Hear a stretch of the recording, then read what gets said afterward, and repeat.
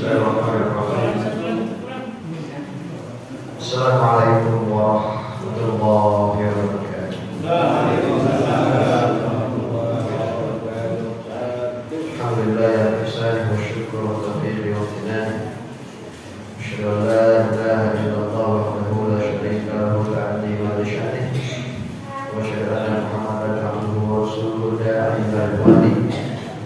Allahumma shalli alaihi wa ala alihi wa sahbihi wa sallam. Alhamdulillah. Saudara-saudaraku, saudari-saudariku, Bapak Ibu jemaah mushola Al-Fiyah, mushola Al-Fiyah Al-Istiqamah. Allah muliakan kembali lagi Allah mengumpulkan kita di rumah Allah ini dengan keadaan iman, Islam dan sahabat. Dan juga sholat dan salam kita curahkan kepada Rasulullah SAW yang telah membawa umat kita dalam kehidupan di zaman Alhamdulillah, saudara-saudariku, insyaallah kita akan memulai kajian rutin kita yang dimana akan membahas tentang pasar terbesar agama seorang muslim, yaitu akidah. Adalah ilmu akidah yang pertama kali dikedepankan dakwahnya oleh Rasulullah SAW kepada para sahabatnya. Adalah akidah, adalah tentang pengetahuan seorang hamba kepada Rabbnya. Itu adalah pangkalnya ilmu, pusatnya ilmu, muaranya ilmu. Yang dimana jika kuat akidah seorang mukmin atau muslim, maka akan kuat juga keimanannya kepada Allah SWT. Karenanya banyak para a'immah, para imam yang menulis kitab tentang akidah. Dan keutamaan ilmu akidah di atas ilmu yang lain adalah kalaulah seseorang itu telah menguatkan keimanannya kepada Allah, akidahnya kepada Allah, niscaya dia akan mudah menerima ilmu-ilmu yang lain atau perintah-perintah yang lain dari Allah SWT. Allah Subhanahu wa ta'ala berfirman, "Wa ma arsalna min qablika illa rijalan nuhi ilaihim fas'alu ahla dzikri in kuntum la ta'lamun." Dan tidaklah kami utus kepada kalian kecuali mereka adalah laki-laki yang berwasiat kepada beribadahlah kepada Allah. Maka tanyakanlah kepada orang-orang yang berilmu jika kalian tidak tahu. Ini menjadi dalil saudara bahwasanya syariat yang pertama diajarkan oleh Rasulullah SAW, bahkan nabi-nabi sebelumnya adalah tentang akidah. Tentang akidah. Masalah fikih, masalah muamalah, masalah akhlak itu nanti dikedepankan akidah. Dalam hadisnya Rasulullah SAW bersabda, "Al-imanu bid'un wa sab'una aw bid'un wa sittuna syu'batan." Iman itu punya 60 sampai 70 cabang. Iman seorang mukmin itu bercabang-cabang, Pak. 60 kata Rasulullah sampai 70. Namun apa kata beliau? Fa'afdaluha qawlu la ilaha illallah. Nah, dan yang terbaik dari cabang itu adalah yang paling tinggi, yang paling pucuknya adalah intinya adalah la ilaha illallah. Akidah ini. Yang paling tingginya adalah la ilaha illallah. Ini dalil bahwasanya akidah itu paling penting. Saudara yang Allah muliakan. Wa imamatul adha, dan menghilangkan sesuatu yang menyakitkan di jalanan dari jalan orang muslim itu termasuk ke keimanan seseorang. Wal haya syu'batun minal iman, dan rasa malu juga termasuk bagian dari keimanan. Maksudnya apa? Akidah itu paling tinggi. Karenanya, saudara yang Allah muliakan, Aisyah, istri Rasulullah SAW berkata, yang pertama kali diajarkan oleh Rasulullah kepada kita adalah beribadah, taatlah kepada Allah. Allah, taatlah kepada Allah. Kalaulah yang pertama kali yang Rasulullah ajarkan itu bukan taat kepada Allah, arahan pertama dari Rasulullah SAW kepada umatnya itu misalkan meninggalkan zina atau meninggalkan khamr Niscaya sampai sekarang kata Aisyah, orang Arab itu tidak bisa meninggalkan zina. Orang Arab itu tidak bisa meninggalkan khamr. Kenapa? Karena orang-orang Arab terdahulu itu bagi mereka minum khamr seperti minum air. Dan bagi mereka berzina itu adalah hal yang biasa. Namun syariat Allah datang kepada mereka dengan bentuk cintailah Allah, taatlah kepada Allah. Ketika cinta telah timbul, ketika cinta mereka kepada Allah telah terpatri dalam hati mereka, segala larangan dan perintah yang Allah lakukan, yang Allah berikan kepada mereka, mereka sami'na wa ata'na. Mereka dengar dan mereka taat. Maka dari itu, Pak, kita pernah mendengarkan urutan ini: ilmu, iman, amal. Ini adalah urutan yang keliru, Pak. Ilmu, iman, amal. Ini keliru. Ini salah. Yang benar itu apa? Iman, ilmu, amal. Kenapa iman harus dikedepankan daripada ilmu? Mengapa orang yang beriman kepada Allah itu diutamakan daripada orang yang banyak menuntut ilmu? Karena kalau orang itu sudah cinta kepada Allah, segala perintah dan segala larangan yang Allah berikan kepada dia, dia akan tunduk. Maka dari itu, Pak, iman dulu kepada Allah, baru setelah itu kita berilmu tentang fikih, hadis, mustalah hadis, usul fikih, atau tentang muamalah, atau tentang akhlak karimah. Namun kita harus beriman dulu kepada Allah, iman, ilmu dan amal. Jangan beramal dulu baru berilmu, namun berilmu dulu baru beramal. Kenapa? Karena syarat diterimanya amal adalah yang dibangun di atas ilmu. Rasul bersabda, "Man 'amila 'amalan laisa 'alaihi amruna fahuwa raddun." Barang siapa yang mengamalkan suatu amalan yang tiada ilmunya, enggak ada dalilnya, Pak, fahuwa raddun, maka amal itu tertolak. Dalam hadis Muslim, Rasul bersabda, "Man ahdatsa fi amrina hadza ma laisa minhu fahuwa raddun." Barang siapa yang mengamalkan sesuatu amalan yang tiada ajarannya atau tidak ada ilmunya, maka amalannya tertolak.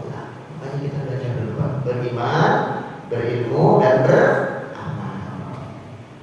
Jangan beramal doang, nggak ada ilmu, subhanallah. Bukankah Rasul bersabda dalam hadisnya, ini sebagai mukadimah, ya, sebagai mukadimah pentingnya belajar tauhid, belajar akidah. Rasul pernah bersabda dalam hadis yang diriwayatkan oleh Tirmizi. Hadisnya menyeramkan, Pak, didengarkan.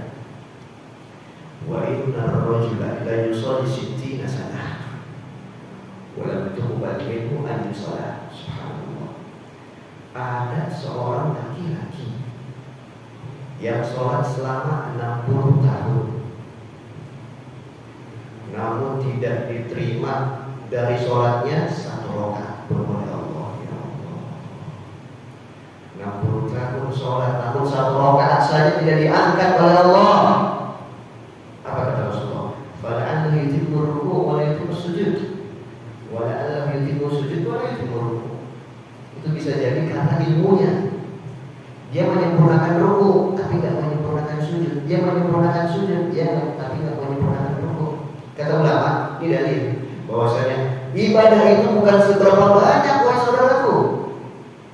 Ibadah itu bukan seberapa banyak, namun seberapa mengikuti ajaran Rasulullah Sallallahu Alaihi Wasallam. Itu sebagai mukadimah, Pak, ya, biar kita tahu betapa pentingnya, betapa urgennya ilmu akidah atau ilmu tauhid ini, saudara-saudara. Bapak Ibu, saudara-saudariku yang Allah muliakan, insyaallah kita akan menggunakan kitab At-Tauhid, yaitu dengan syarah Al-Jadid, syarah kitab At-Tauhid. Jadi kitab ini ditulis oleh Syekh Dr. Muhammad bin Sulaiman Al-Qarrawi.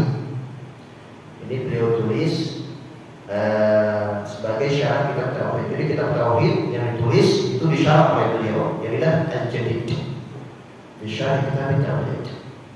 Bapak bisa download di www.muswarah.com atau sudah saya kasih ke Pak Doni. Nanti Bapak bisa download, tapi bahasa Arab semua, belum ada terjemahnya. Insya Allah kita belajar bareng, Pak, ya. Nah, enggak menjadi halangan. Di halaman 16 atau 17 beliau menulis dalam kitabnya Kitab Tauhid. Beliau membuka dengan ayat Allah. Allah berfirman dalam surah Az-Zariyat ayat 56, dan kebanyakan kita hafal ayat ini. Wa ma khalaqatul jinna wal insa illa liya'budun. Ma uridu minhum min rizqin wa ma uridu an yut'imun. Innallaha huwar razzaqu dzul quwwatil matin. Az-Zariyat ayat 56. Yang artinya, dan tidaklah aku, maksudnya Allah, dan tidaklah Allah ciptakan jin dan manusia kecuali untuk menyembah kepada Allah. Allah tidak meminta mereka untuk memberikan makan Allah. Allah tidak minta rezeki dari kita.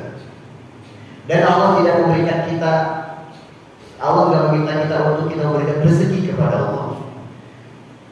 Innallaha war-razzaqu dzul quwwatil matin. Justru Allah adalah zat yang maha memberikan rezeki dan maha Allah. Itu artinya apa? Dari ayat di atas kita bisa memahami bahwasanya sebelum kita masuk ke pembahasan secara tauhid, kita rincikan dulu ayat ini. Ayat ini syarat akan makna, akan faedah, penuh akan faedah. Banyak sekali faedah. Allah firman, "Wa ma khalaqtul jinna wal insa illa liya'budun."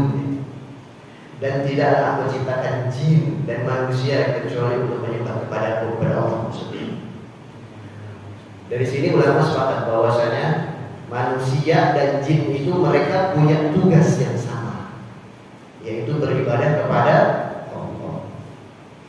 Dan satu-satunya tujuan yang Allah di mana menciptakan jin dan manusia cuma satu, dan hanya satu, only one, hanya satu, yaitu beribadah kepada Allah.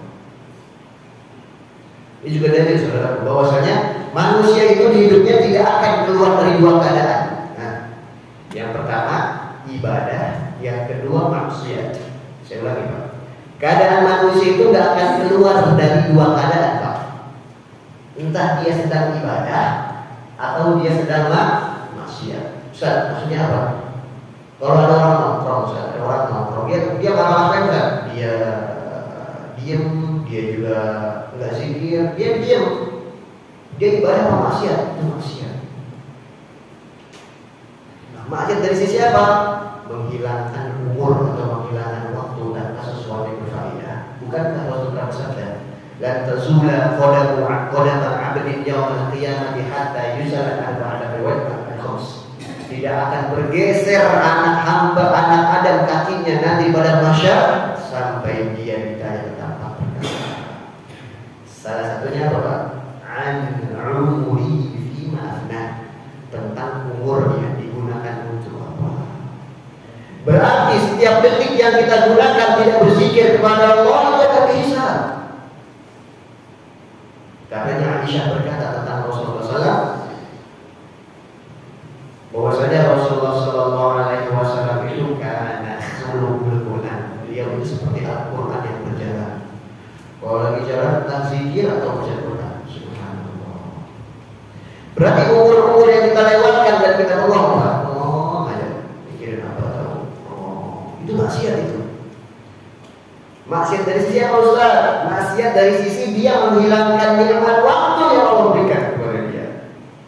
Subhanallah. Makanya yang banyak sahabat nanti zikir. Suatu hari datang seorang sahabat kepada Rasulullah, "Ya Rasulullah, inna syara'i'at Islami kafirat 'alayya." Wahai Rasulullah, banyak amalan-amalan.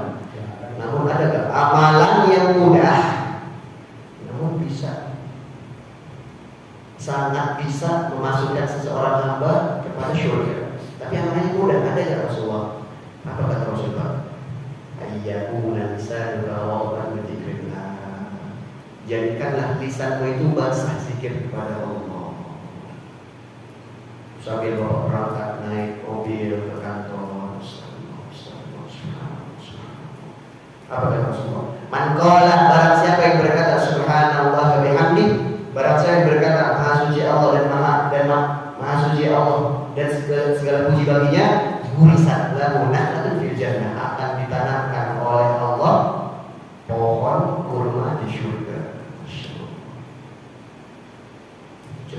gitu doang, Pak.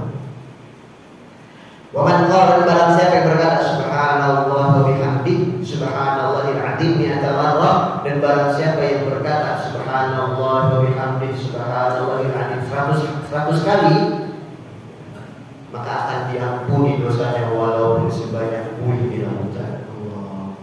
Zikir, Pak. Sambil naik motor, ya. Sambil naik mobil, atau Bapak ke kantor goes misalkan. Zikir. Jangan naik mobil nyetel dangdut, subhanallah. Nanti kalau meninggal gimana, Pak? Maksiat nanti. Hati-hati. Jangan, Pak. Diputar tilawah. Ya. Kita kembali ke pembahasan. Keadaan manusia itu tidak akan keluar dari dua, entah dia ibadah atau entah dia maksiat. Jadi kalau lagi nggak ibadah ya maksiat. Saya tanya Pak, sekarang kumpul kita di sini, kita harap kita sedang ibadah atau maksiat? Semoga Allah terima ibadah kita.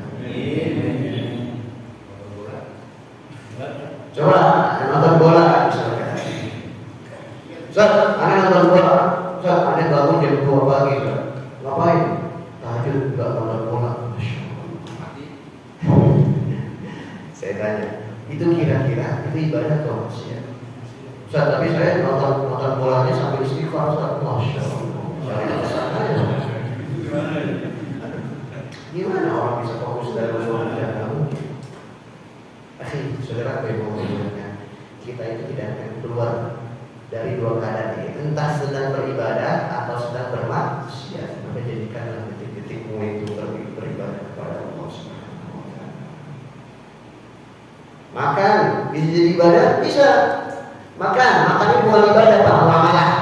Ada kebiasaan. Tapi bisa nggak makan menjadi ibadah? Bisa. Dengan syarat sambillah wa qul biyaminih. Makan dengan bismillah dan makan dengan tangan kanan. Dan niat dengan makan ini, ya Allah, dengan makanan ini aku berdoa kepadamu menjadi tenaga agar aku bisa mencari nafkah untuk keluargaku. Ini pahala. Selama makanan itu ada di perut Bapak, pahalanya mengalir. Namun bisa nggak makan itu menjadi maksiat? Bisa. Dia makan, ya Allah, dengan makan ini nanti biar saya pengen nongkrong ngopi sama teman-teman saya nggak lemes. Itu makin jadi maksiat itu. Maka dari itu sekali lagi dan berkali-kali kami katakan, tidak akan keluar keadaan manusia kecuali dari kedua keadaan, entah beribadah atau maksiat. Dan tujuan diciptakan jin dan manusia adalah untuk beribadah kepada Allah. Berarti kalau ada seseorang yang keluar dari perjanjian yang diciptakan oleh Allah, sungguh dia telah bermaksiat kepada Allah. Dan saudara yang Allah mulakan, jin dan manusia itu diwajibkan beribadah kepada Allah. Ini juga menjadi dalil bahwasanya jin itu masuk surga. Jin juga masuk surga. Allah berfirman, lam yatbi'kunna insun qablahu wala jan. Yang dimana bidadari surga itu tidak atau belum pernah disentuh oleh jin dan manusia. Ini dalil bahwasanya jin pun juga akan masuk surga. Berarti nanti kita ketemu sama jin di surga. Wallahu a'lam. Saya tanyakan seperti itu, Pak. Itu nggak penting. Bagaimana kita buat memperbanyak amal ibadah kita saja. Ya, karena jin itu diwajibkan beribadah kepada Allah, maka harus masuk surga yang beribadah kepada Allah. Dan apabila ada jin yang bermaksiat kepada Allah, maka dia harus masuk neraka. Yang intinya adalah jin dan manusia itu punya tugas yang sama, yaitu beribadah kepada Allah Subhanahu wa Ta'ala. Jadi jangan kalah sama jin, Pak, ya. Jin yang beribadah dia mau kalah. Ma uridu minhum min rizq wa ma uridu an yut'imun. Allah tidak menginginkan dari kita itu rezeki. Maksudnya apa? Allah tuh nggak minta rezeki kepada kita, kata tafsir. Maksudnya apa? Ketika kita beribadah kepada Allah, itu tidak memberikan manfaat kepada Allah. Dan ketika kita bermaksiat kepada Allah, itu tidak memberikan bahaya kepada Allah. Demi Allah, Pak. Ketika kita sholat tadi, yang untung kita apa Allah? Walaupun 1 juta umat ini semuanya beribadah kepada Allah, Allah nggak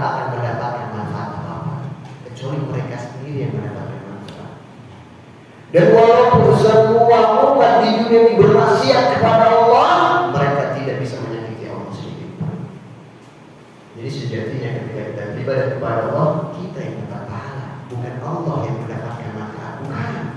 Allah tidak butuh dengan kita. Allah firman, Inna Allaha ghaniyyun 'anil 'alamin. Allah tidak butuh dengan semesta. Apalagi cuma ibadah kita yang kurang-kurang. Butuh apa? Allah tidak butuh apa-apa. Tapi kita yang butuh kepada Allah. Wa ma uridu an yud'imu, dan Allah tidak minta diberi makan. Ini dalil bahwasanya Allah itu maha tinggi dan maha kuat, maha kokoh. Karena ayat selanjutnya, Innallaha huwar-razzaqu dzul quwwatil matin. Justru Allah lah zat yang maha memberikan rezeki, dan Allah lah yang maha kokoh berdiri. Ayat ini kalau antum buka buku akidah buku tauhid, pasti ayat ini kebanyakan rata-rata ditaruh di pembahasan pertama tauhid. Pertanyaannya kenapa? Jawabannya karena ayat ini benar-benar mencerminkan tugas seorang hamba kepada Allah, yaitu adalah ibadah. Dan benar-benar Allah nggak butuh dengan ibadah kita. Jadi jangan perhitungan dengan Allah.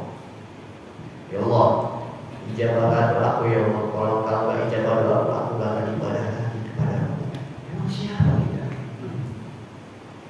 Justru ketika kita meninggalkan ibadah karena ibadah kepada Allah, kita yang biasa. Maka dari itu, kebaikan yang kita tanam akan kembali kepada kita. Keburukan yang kita tanam akan kembali kepada kita. Wa may ya'mal mithqala dzarratin khairan yarah. Dan barang siapa yang mengamalkan ibadah atau kebaikan biji sawi, dia akan melihatnya. Pun demikian yang melakukan keburukan seperti biji sawi, dia akan melakukannya. Saudara yang Allah muliakan, di ayat ini sang penulis kita berkata, ayat ini mencerminkan tentang tauhid atau mengesahkan Allah dari segala segi peribadatan kepadanya. Tauhid dari segi bahasa al-ifrad. Nah, ini udah mulai bahasa tauhid ya Pak.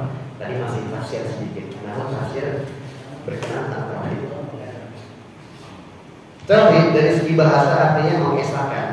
Kalau ada orang berkata tauhid, kita harus mentauhidkan Allah. Itu artinya kita harus mengesahkan Allah. Esa itu tunggal, satu. Mengesahkan Allah dari sisi apa? Dijawablah dari segi syariat. Tafarrudullahi ta'ala birrububiyyati wal uluhiyyati atau ilahiyyati wa kamal asma' wa sifat. Yaitu mengesahkan Allah dari segi rububiyah, dari segi uluhiyah, dan dari segi nama dan sifatnya. Dari sini kita paham bahwasanya tauhid itu terbagi menjadi tiga. Tauhid apa tadi Pak? Tauhid rububiyah. Kalau ada papan tulis ini apa? Belum ada. Papan tulis dikasih tembok aja, coba. Yang pertama tauhid rububiyah. Yang kedua uluhiyah. Yang ketiga asma dan sifat. Seseorang mukmin tidak akan dikatakan dia bertauhid kepada Allah kecuali merealisasikan tiga ini. Ustaz, ya, arti tauhid di atas apa? Tauhid arti mengesahkan. Mengesahkan Allah dari segi apa? Rububiyah yang pertama. Apa itu rububiyah? Tauhidullah ta'ala bi af'alihi wa iqrar al-jazim bi anna Allah ta'ala rabb kulli syai' wa malika. Yaitu mengesahkan Allah dalam segala sesuatu yang menjadi kekhususan Allah. Mengesahkan Allah dalam segala sesuatu yang menjadi kekhususan Allah. Contohnya, Allah menciptakan, Allah memberikan rezeki, Allah memelihara. Kebanyakan ulama mengkhususkan sifat ini hanya untuk Allah Subhanahu wa taala. Kami jelaskan, Allah menciptakan.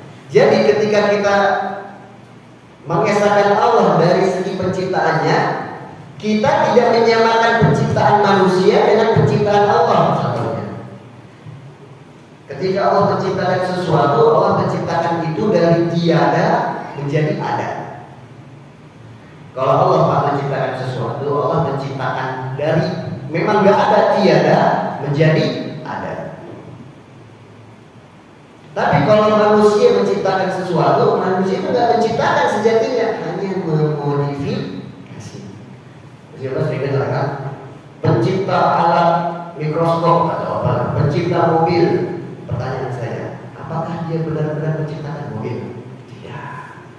Apakah si manusia ini benar-benar menciptakan mobil? Tidak. Dia cuma mengambil alat-alat atau bahan-bahan yang Allah siapkan, kemudian dia menggunakan akal yang Allah berikan kepada dia, jadilah mobil.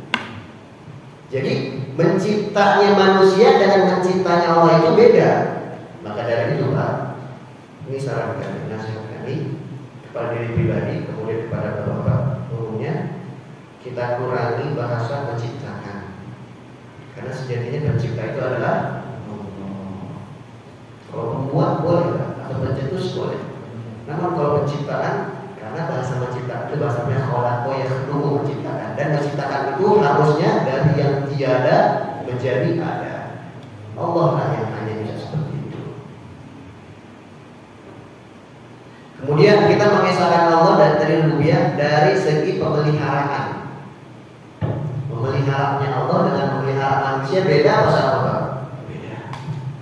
Kita memelihara kucing. Dulu saya punya kucing 18 orang. Kucing kampung semua. 1 mati, 2 mati, 3 mati, habis semua.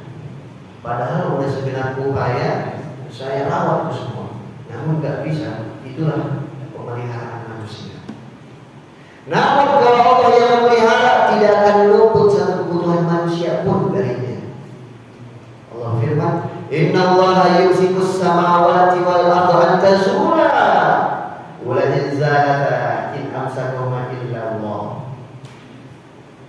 Dan sesungguhnya Allah lah yang memelihara langit dan bumi agar tidak runtuh. Allah memelihara langit dan bumi saja bisa Pak, apalagi memelihara kita yang kecil kecil. Maka dari itu memeliharanya manusia dengan memeliharanya Allah itu adalah beda. Kalau manusia pasti luput 1, 2, 3 pasti.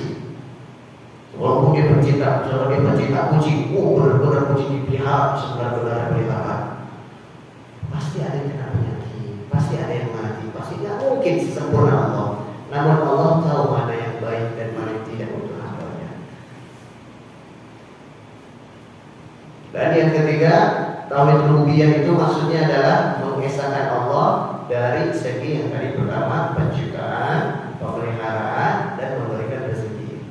Bapak Ibu yang mau muliakan, sejatinya sumber segala rezeki itu adalah Allah Subhanahu wa Ta'ala. Walaupun Bapak kerja di PT yang besar, walaupun kita kerja di instansi yang bagus, bukan bos yang memberikan kita gaji Pak. Ya, karena bisa jadi gaji itu bukan rezeki kita, namun rezeki orang lain. Maksudnya apa? Bisa jadi kita gajian tapi rezeki dokter buat berobat. Jadi gaji dimakan dokter. Karena semua orang itu memang enggak semua orang, tidak semua orang punya gaji. Namun semua orang punya rezeki. Maka dari itu yang patut diberikan, yang patut dikatakan memberikan rezeki itu adalah Allah. Kita tidak boleh mengatakan ini sumber rezeki saya nih, nggak boleh Pak. Contoh misalkan Bapak ada yang jualan, ada yang jualan pakaian, ada yang jual makanan. Bapak kerja di mana? Oh di toko kelontong itu. Ini toko saya, sumber rezeki saya. Jangan Pak, jangan mengatakan seperti itu. Karena takutnya jatuh kepada kesyirikan. Kita menyamakan toko kita dengan Allah. Bilangnya apa? Ini sumber pencaharian saya yang Allah titipkan saya, yang Allah titipkan kepada saya. Ini sarananya, ini alatnya, ini wasilahnya. Adapun yang memberi, yang maha memberi rezeki siapa? Allah. Jadi nggak boleh kita bilang itu Pak ya. Maksudnya tak tidak ya? Yang bilang ini kantor saya ini sumber rezeki saya. Allah yang beri rezeki saya. Itulah yang dimaksud dengan tauhid rububiyah, yang artinya adalah kita yakin bahwasanya Allah memiliki sifat-sifat khusus. Itu aja mudahnya Pak. Kita meyakinkan Allah memiliki sifat-sifat khusus. Di antara sifat khusus yang paling penting yang 3 tadi apa? Menciptakan. Yang kedua apa Pak? Memelihara. Yang ketiga memberikan rezeki. Dan ini adalah sifat Allah yang hanya bisa dimiliki oleh Roh sejati, yaitu Allah Subhanahu wa Ta'ala. Tadi di atas sempat disinggung bahwa tauhid menjadi 3, rububiyah sudah kita bahas. Yang kedua uluhiyah. Nah, apa ini tauhid uluhiyah? Tauhid uluhiyah kalau kata beliau dalam kitabnya, ifradullah ta'ala bi jami' anwa' ibadah Allah wal batinah. Kita mengesahkan Allah dari segi beribadah kepada Allah. Nah, bedanya tauhid rububiyah dengan tauhid uluhiyah. Kalau tauhid rububiyah itu keyakinan Pak. Tauhid rububiyah kita yakin, harus hanya yakin Allah Maha menciptakan, memelihara, memberikan rezeki. Tapi tauhid uluhiyah bedanya apa? Bedanya mudahnya begini saja. Tauhid rububiyah keyakinan, tauhid uluhiyah ibadah. Jadi ketika kita yakin Allah adalah kita, harus kita beribadah kepadanya Subhanahu wa Ta'ala. Jadi nggak boleh kita beribadah kepada selain Allah Subhanahu wa Ta'ala. Kata beliau, mengesahkan Allah dari segala sisi ibadah, entah yang zahir atau yang batin. Ibadah yang zahir maksudnya apa? Jadi kita harus memberikan ibadah yang zahir kita kepada Allah. Gimana? Kita harus sholat. Sholat kan kelihatan kan? Ibadah zahir. Zakat, pergi haji, umrah, puasa, dan lain-lain. Ibadah-ibadah yang zahir harus kita berikan kepada Allah. Atau kita harus beribadah secara badan kepada Allah. Itu ibadah zahir. Kata beliau juga di sini ibadah wal batinah, dan ibadah-ibadah yang batin. Ibadah-ibadah yang batin apa Ustaz maksudnya? Ibadah yang batin maksudnya doa, berharap, takut, cinta karena Allah. Nah, ya Pak, ibadah hati ini sangat menentukan kualitas keimanan seorang hamba. Banyak Pak orang sholat, banyak. Tapi banyak orang yang lebih berharap kepada atasnya daripada kepada Allah. Benar. Banyak orang yang haji, namun hajinya bukan karena ingin mendapatkan ridha Allah, karena ingin dipanggil Pak Haji misalnya. Banyak orang yang puasa Pak, namun dia menahan dahaga dan laparnya itu bukan karena Allah, namun karena ingin dikatakan soleh. Maka dari itu kata ulama apa? Kulu dimanakum biqawulil amal asyaddu bil amal. Disimpan Pak, bagus sekali. Jadikanlah perhatian kalian untuk diterimanya ibadah itu lebih besar daripada banyaknya ibadah. Saya ulangi Pak. Jadikanlah perhatian kalian untuk diterimanya ibadah lebih besar daripada banyaknya ibadah. Ya, jadi hati ini, ibadah hati ini paling besar. Allah firman, "Yauma la yanfa'u malun wa la banun illa man atallaha biqalbin salim." Akan datang hari di mana tidak akan manfaat harta kalian, tidak akan manfaat anak-anak kalian. Illa man atallaha biqalbin salim. Kecuali mereka yang mendatangi Allah dengan hati yang selamat. Ini dari bahwasanya hati itu lebih penting daripada raga. Orang walaupun waliya tidak contoh ya, namanya cacat, maaf, waliya tidak contoh, kakinya cacat, badannya cacat, tapi hatinya bersih Pak, mengesahkan Allah, mentauhidkan Allah dengan sejatinya tauhid. Bisa dia masuk surga? Bisa. Apakah dia bisa masuk surga dengan cacat badannya itu bisa? Bisa.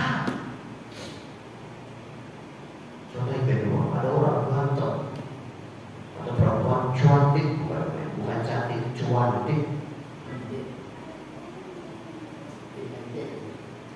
Masya Allah, cantik bukan main, atau ganteng bukan main, tapi hatinya syirik kepada Allah.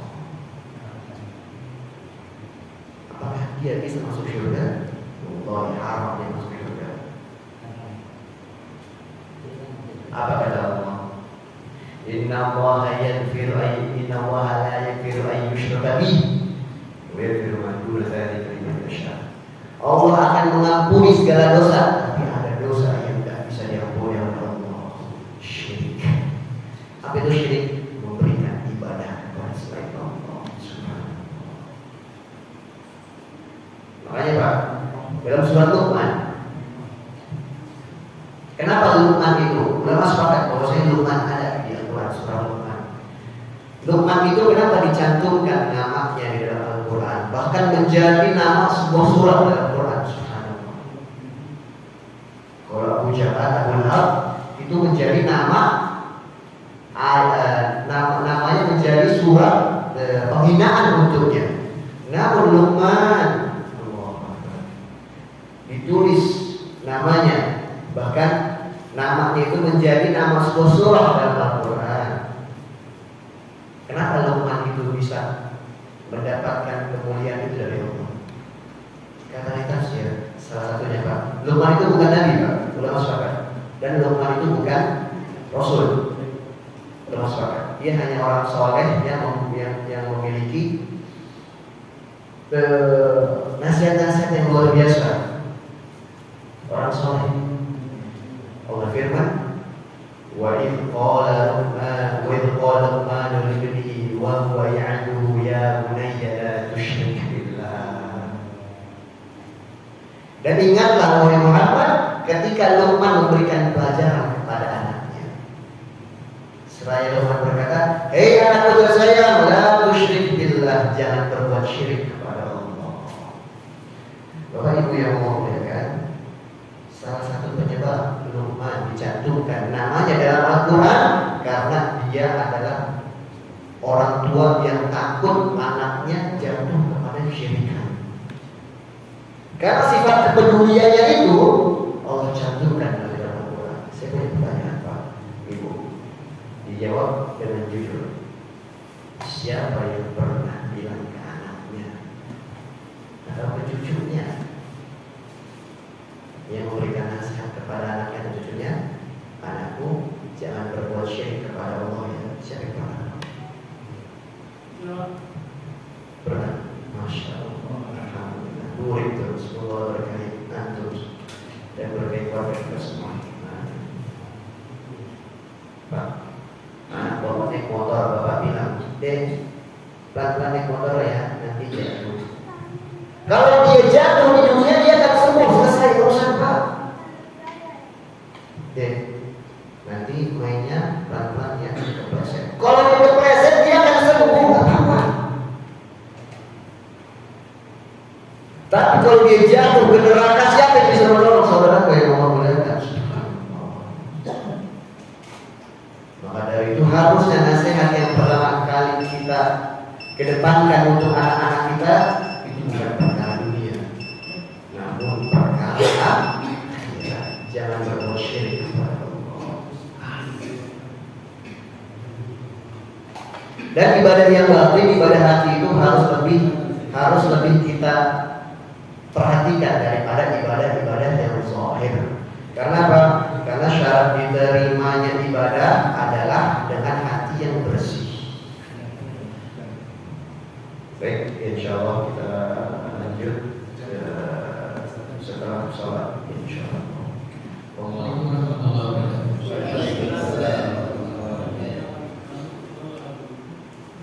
Apa yang disampaikan Ustaz kaitannya dengan tauhid Ustaz ya, sangat luar biasa. Memang tauhid ini fondasi muara dari segala-galanya. Nah, sampai saya kalau kajian ini kalau nggak mencatat saya Ustaz, makanya saya mencatat termasuk dengan Ustaz. Saya kalau orang nggak paham kira saya mainan HP gitu. Yang ingin saya tanyakan untuk menjaga tauhid ini kan luar biasa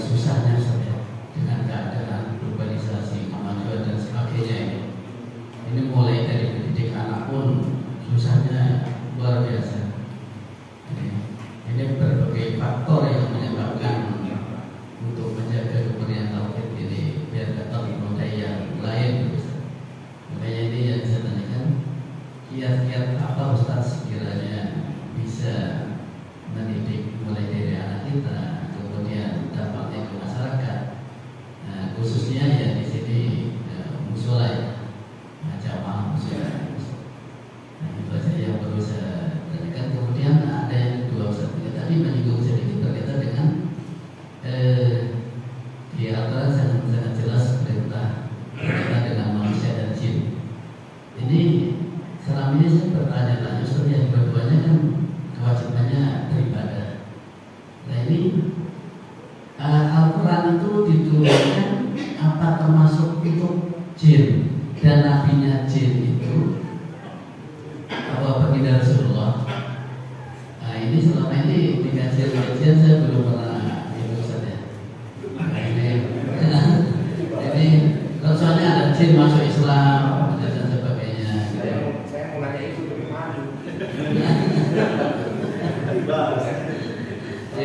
Soalnya selama ini kalau kajian berkaitan dengan jin belum itu saja. Nah, sedikit banyak nanti biar kita punya gitu lah, ada pencerahan kita semuanya. Terima kasih Ustaz. Assalamualaikum warahmatullahi wabarakatuh.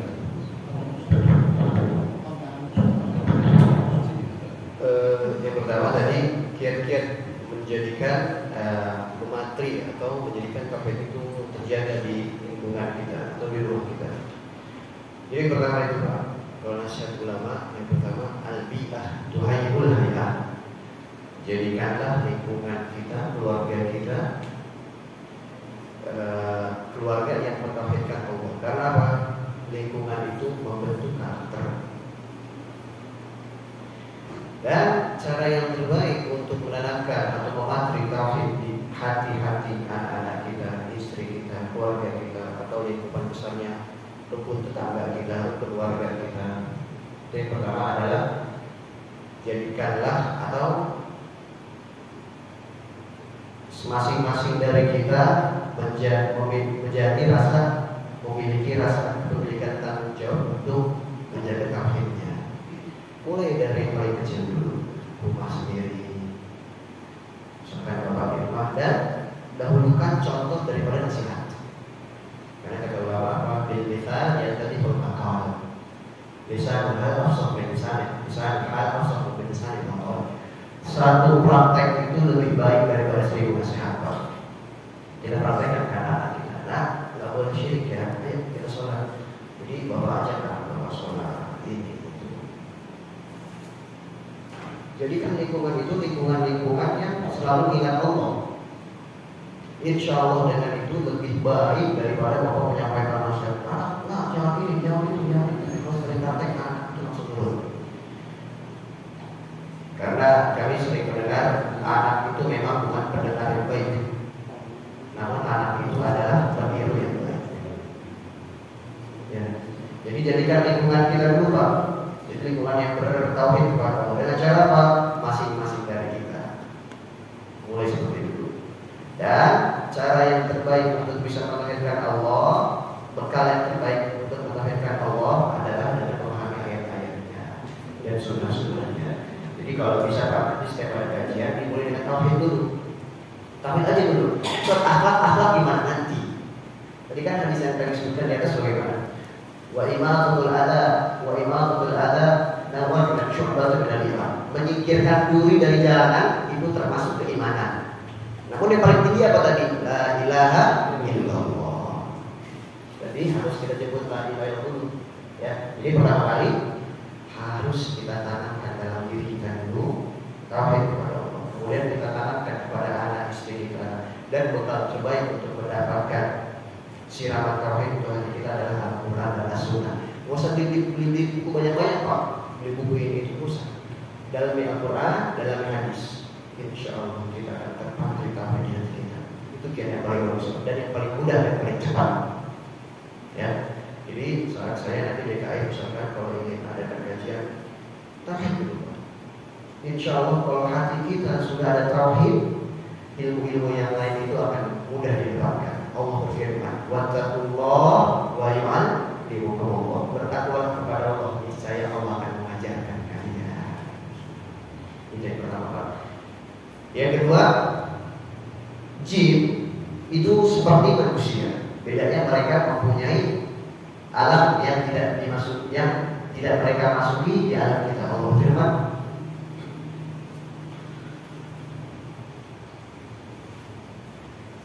wa innahu wa qabiluhu yarawnahu min haitsu la tarawnahu. Jin itu bisa melihat kalian dari sisi kalian tidak bisa melihat mereka. jin. Jadi jin itu terbagi menjadi dua. Ada yang soleh, ada yang toleh. Kalau yang soleh dikatakan jin. Kalau yang nakal dikatakan syaitan. Apa kata Allah? Syayatinal insi wal jin. Syaitan dari kalangan jin dan syaitan dari kalangan manusia. Ini dalil bahwasanya jin yang nakal itu namanya syaitan. Jin yang baik namanya jin. Dalil juga bahwasanya jin itu bisa masuk surga adalah jin itu juga rasulnya sama adalah surah Jin ayat 1. Ayat ada di juz 29. Bapak bukan nanti di rumah surah Jin ayat 1. Oh, apa kata Allah? Qul uhiya ilayya annahu istama'a nafarun minal jin faqalu inna sami'na qur'anan ajaba. Yahdi ila ar-rusydi fa amanna bihi wa lan nusyrika bi rabbina ahada. Ketika Rasulullah dari Taif, Rasul bacakan Al-Quran, ada jin muping. Nafarun minal jin faqalu inna sami'na qur'anan ajaba. Dan kata Allah, jin itu berkata, kami mendengarkan Quran, perkataan yang bagus. Ayat 2-nya apa? Yahdi ila rusydi fa amanna. Ini perkataan mengatakan kepada hidayah. Wa lan nusyrika bi rabbina ahada.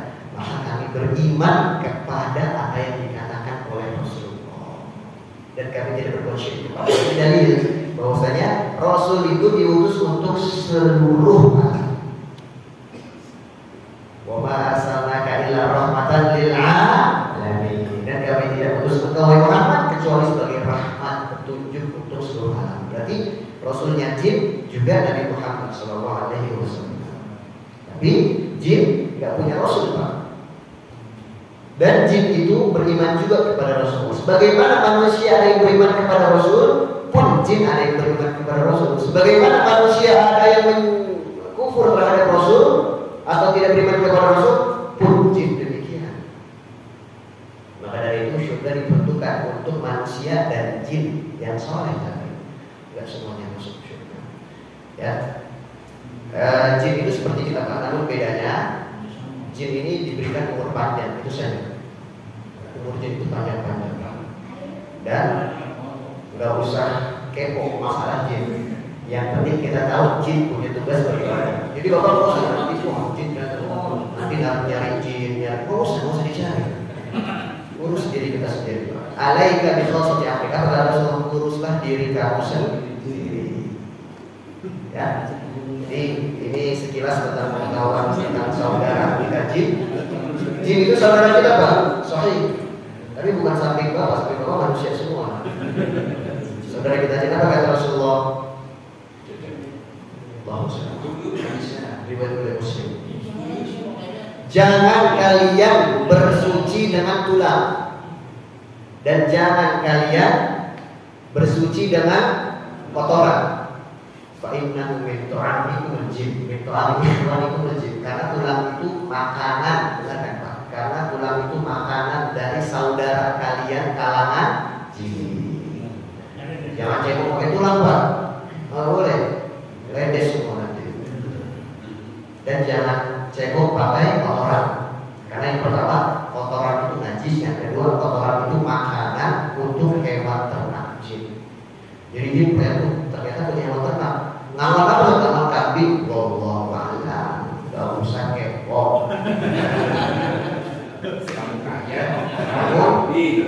Namun ini benar riwayatnya sahih.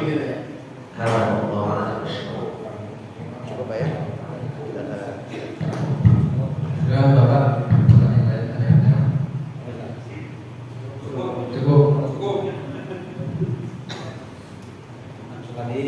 Kafaratul majlis sama masjid sudah. Baik, kita ajukan dari kafaratul majlis. Subhanallah.